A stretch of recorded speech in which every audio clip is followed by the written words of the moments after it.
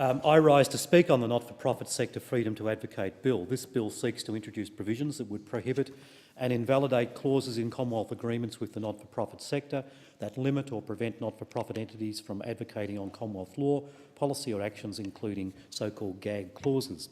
The bill would prevent an agency from including specified prohibited content in a Commonwealth agreement.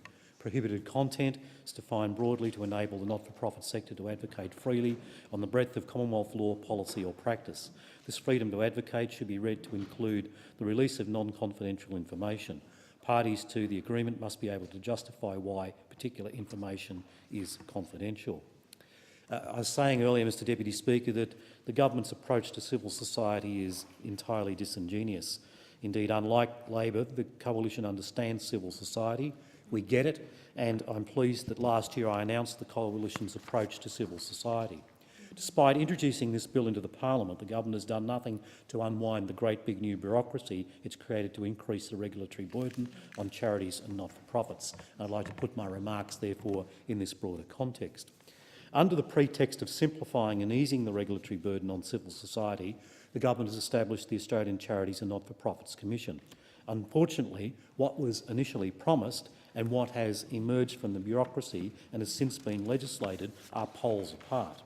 A primary concern of the current government's reform was that the new commission should reduce administrative compliance and duplication of reporting by agencies, enabling them to direct more of their limited resources to the charitable and related activities.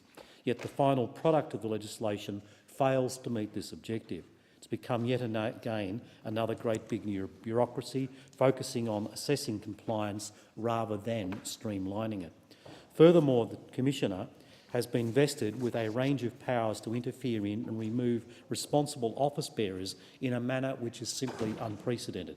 As it stands, the government is still yet to satisfactorily make out the mischief it sees in warranting such extraordinary regulatory overreach. In contrast to the current government, the Coalition will not seek to treat charities and not-for-profit agencies as arms of government. The Coalition supports transparency and accountability of public funds. We also support simplicity and efficiency. The charity and not-for-profit sector has a long history in this country of responsible governance and management, and the Coalition will continue to respect this. We recognise that there is a place for a national body to enhance the role of institutions of civil society. Accordingly, we will support a small organisation as an educative and training body, and will work with the sector to ensure that it represents the sector. Indeed, we'll work with the sector to transfer responsibility and governance of the Commission or the new body to replace it to the sector over the next few years. Under the Coalition, Mr Acting Deputy Speaker, the independent body will provide education and support services to registered charities, provide information to assist with the process of registration of new charities and not-for-profit agencies, act as a one-stop shop for information on charitable organisations and agencies operating within Australia, advocate for the rights of charities and not-for-profit agencies, represent the interests of charities and not-for-profit agencies to government, help facilitate the interaction between government and the charitable and not-for-profit sector, undertake research and cross-sector evaluations on issues of concern to the sector, and help foster innovation within the sector. We'll also work with the new body to coordinate with the sector, the Commonwealth, the states and the territories to propose a new common financial and other reporting standard that will negate the practice of numerous reports being prepared each year for different funding and regulatory bodies, and will return the regulatory powers that existed in the ATO, ASIC and other similar bodies to those bodies. Mr Acting Deputy Speaker, until and unless there is harmonisation of various Commonwealth, state and territory laws, the proposed Commission simply adds yet another layer of regulation and bureaucracy on the sector. We will respect the role of the states but work with them to achieve harmony in relation to the fundraising codes and other various regulations. Secondly, we'll retain the current common law definition of charity and maintain the public benefit test. This is consistent with evidence-based reviews of the 2001 Charities Definition Inquiry, the 2008 Henry Review and the 2010 Productivity Commission report. We'll examine any particular issues that are of cause of concern. For example, it's been suggested the charities sector needs review and regulation because the sector receives substantial tax concessions.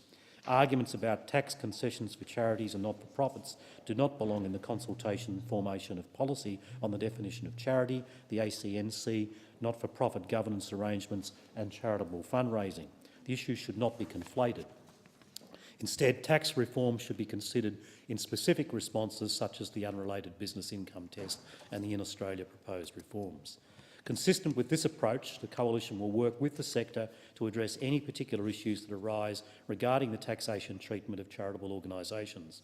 We will not use discrete taxation issues as a Trojan horse to impose a burdensome new regulatory system on the sector. So when it comes to civil society, Mr Acting Deputy Speaker, there is a clear choice between Labor's approach and that of the Coalition. Between Labor's complex, burdensome regulation and big stick approach, which includes a new regulator, and between the Coalition's approach, one where the government treats civil society with the respect and the trust it deserves. In closing, Mr Acting Deputy Speaker, I'm pleased to advise that the Coalition supports this bill. I only wish that the government supported our broader approach to civil society as well.